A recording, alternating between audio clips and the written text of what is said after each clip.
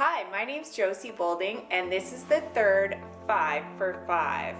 Today we're going to talk about whether or not how much wealth you have influences how long you live. Do you have to be rich to slow down the aging process? Stay tuned and we'll figure that out.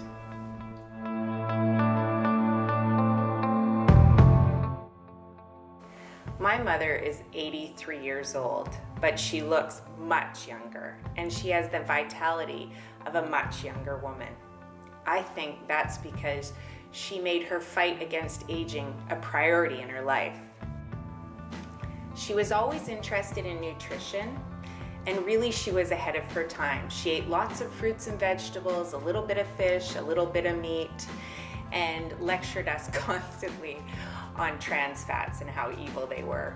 And one of my most potent memories from growing up was the sugar jar with a big label that said white death. She also regularly visited a doctor and a naturopath.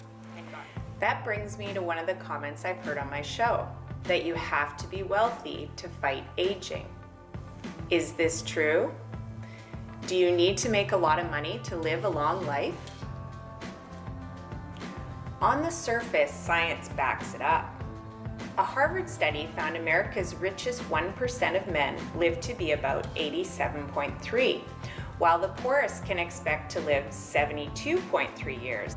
That's a 15-year age difference between the rich and the poor. Another way to look at it is the rich are getting older, but the poor are stuck in the 1960s. Why is that? Why the difference? Studies show people who are from a lower income are more likely to smoke, drink, and abuse drugs.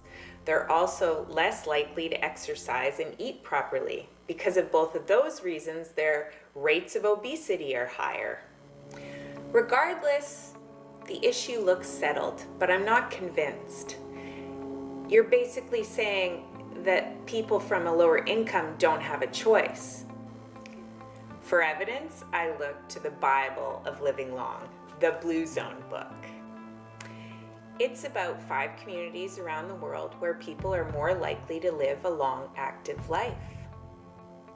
They include well-off places like Okinawa, Japan, and Loma Linda, California. But one of the longest living communities is Nicoya, Costa Rica.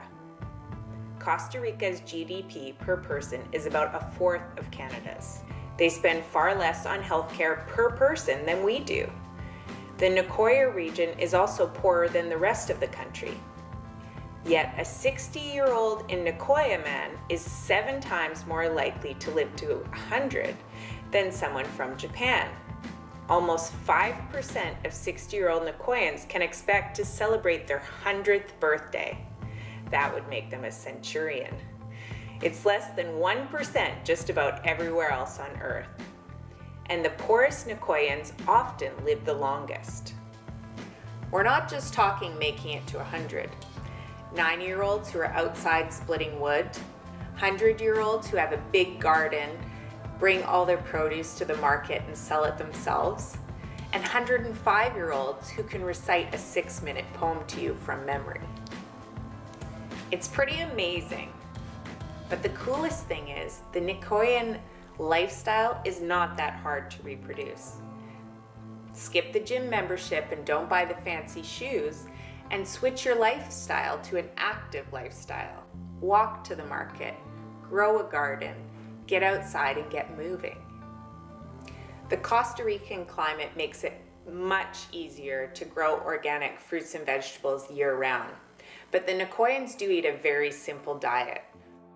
Corn tortillas, beans, rice, very little meat, and no dairy. Their lifestyle is equally important. They live in large communities, socialize a lot, get outside, talk to people. It sounds like a pretty good life to me, and none of it is expensive.